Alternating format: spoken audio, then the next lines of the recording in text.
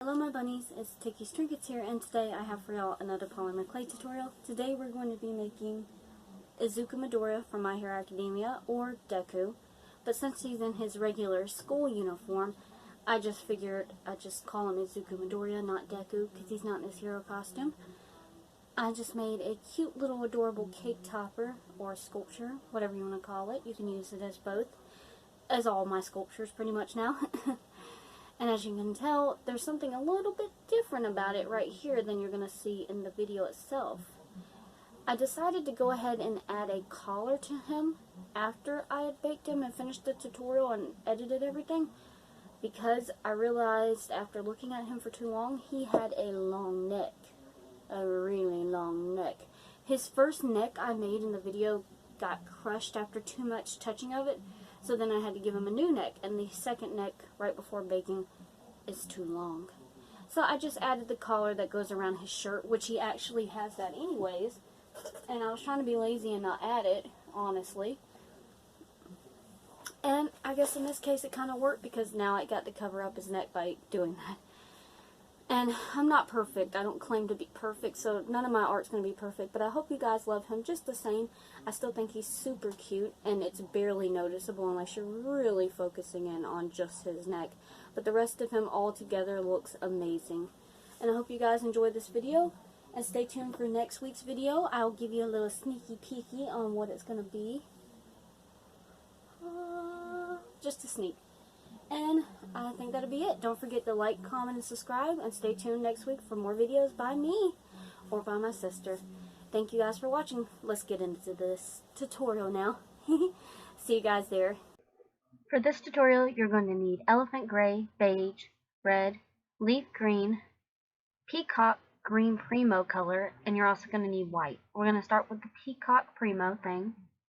And I'm going to pre-roll all the balls that I need, except for the accent little pieces. We'll get to that later. The big main balls you need in this color are these three. The largest one you're going to roll into a teardrop shape by using both your hands and just rolling them together. And then once you do that, just take it and press it against your work surface so it'll be flat on the bottom. Then lay it back down, and you're going to cut about a third of it off and keep the little bottom part down there, the round looking part. And it'll look like this once you're done.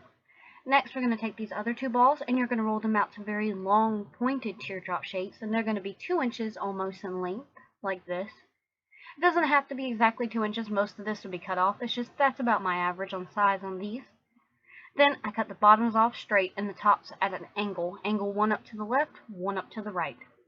And then where the legs are angled, just stick it to his bottom right there.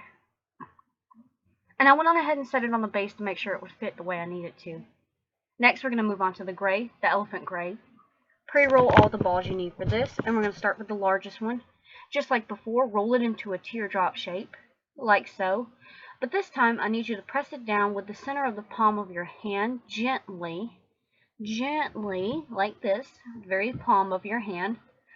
And once you're done, it'll look somewhat like this right here. And then you're just going to cut off the top and the bottom. If there's any creases from your hands, just rub it with your thumb to get the lines out. Then I just took a toothpick for stability and stuck that in and just stuck the teardrop on top of that. Next, we're going to make his arms, so we're going to use these two balls on the side. Just like with the legs, we're going to roll them out in the very long pointed teardrop shapes. Again, usually about 2 inches or almost 2 inches, but you don't quite need all of that. It's just a good estimate. Then cut off the bottoms flat and the tops at an angle, just like before, and right where it angles, stick it to the body. And the pose I'm giving him is kind of like when he was a kid and he was holding his All Might action figure watching All Might. His arms are like bent and his fists are balled up. So if you watch the anime, you know what I'm talking about. Next, we're going on to the other two balls, which I rolled into these chunky rolled shapes and then just rolled those out flat. Then after I cut them flat, I got my long blade out and I cut the left and right side off. This is going to be very hard, so just take your time on this part. Then I also just cut it at an angle up to the side with my shorter blade, my X-Acto knife.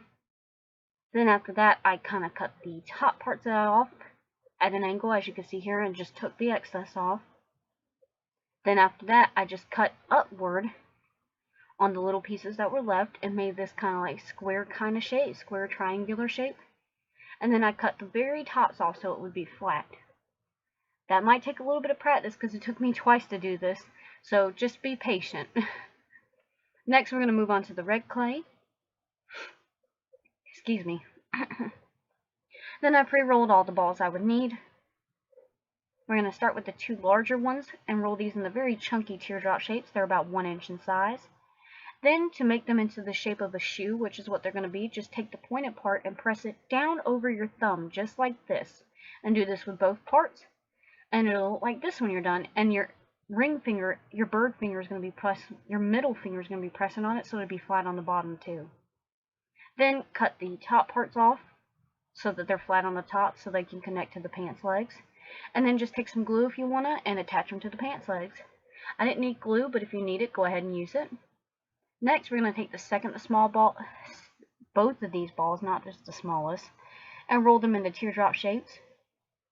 The slightly larger one, pinch it so that it looks like a diamond shape. And then set it down on your work surface and press it down very gently on the top part of it. Flip it so that the thick part's facing up towards you, then press it down.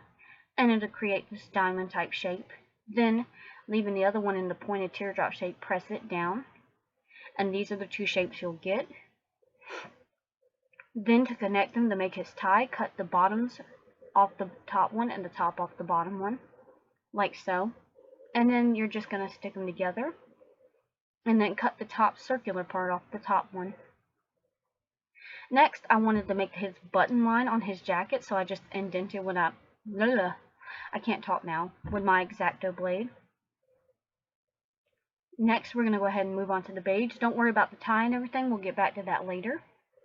Pre-roll all the balls you need, and we're going to start with this small one in the front. This is going to be his neck, which obviously is the vein in my existence.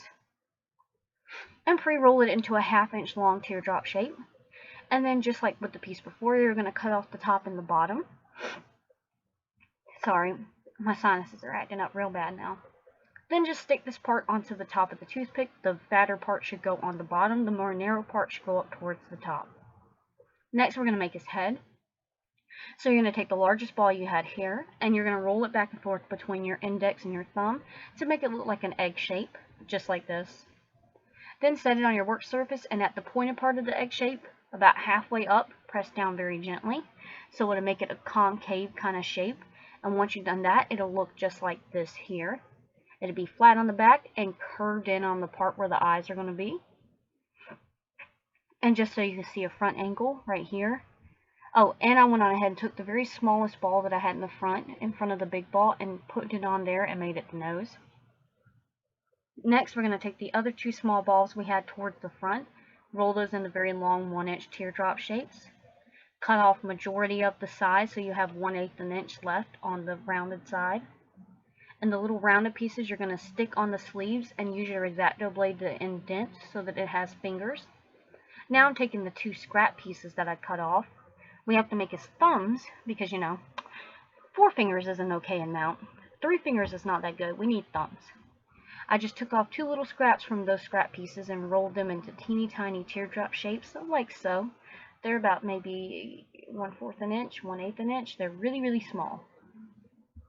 And I just stuck these on top, just looking at my own thumbs, trying to line them up so they look like a balled fist. Next, we're going to take the last 2 balls that I had pre-rolled in the back. Using your X-Acto blade, press them down at the very end of the X-Acto blade so they look like 2 flattened circles.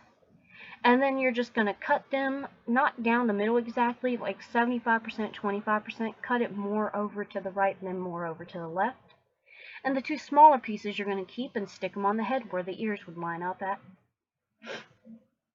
Next, we're going to move on to the white colored clay.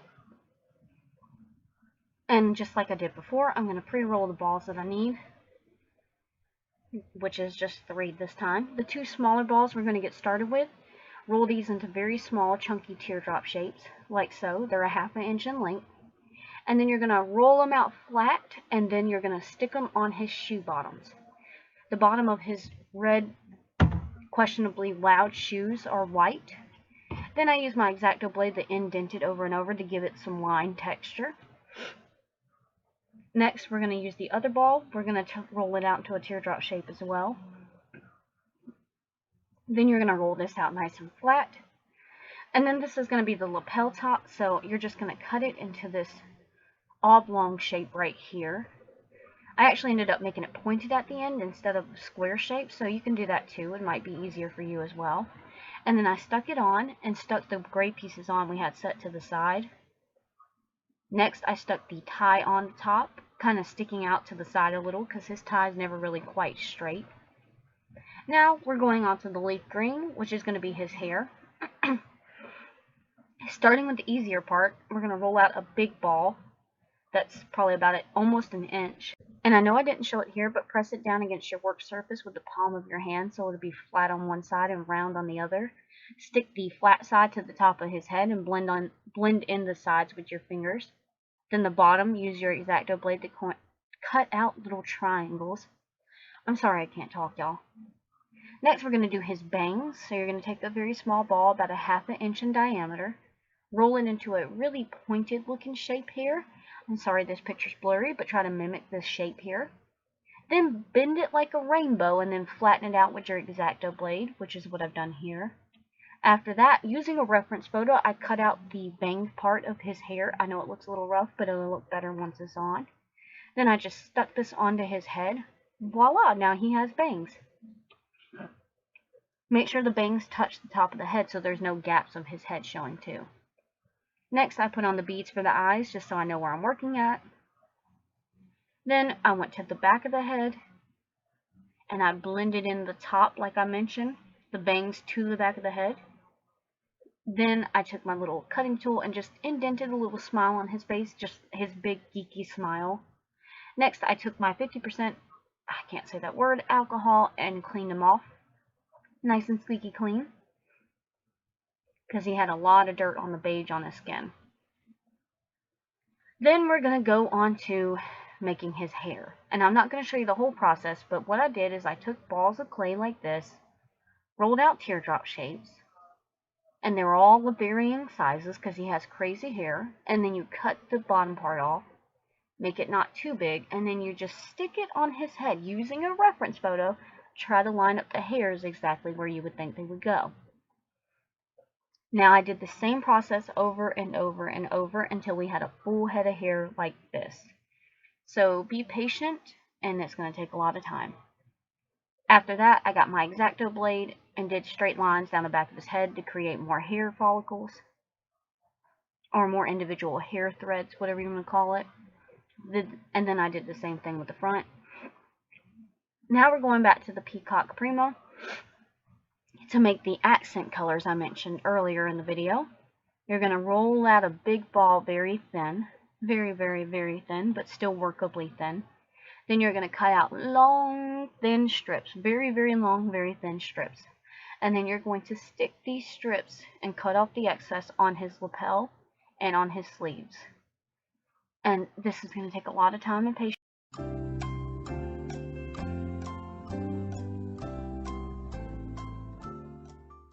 So again, take your time, pause the video if you need to.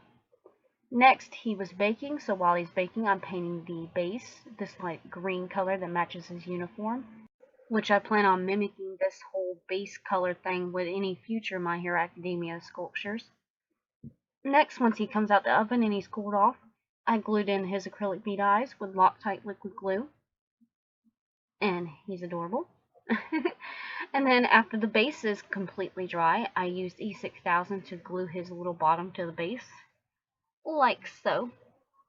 And then after that, I waited on that to dry, and then I used black acrylic paint and a very small dotting tool to dot freckles on his face, just like this. Again, wait for this to dry, and then get yellow paint and a dotting tool, and dot on little yellow dots for his buttons on his jacket. Like so.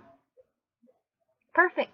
And then after that dries, you're ready to glaze it. I use polyacrylic floor varnish from Walmart. It comes in a small light green jar.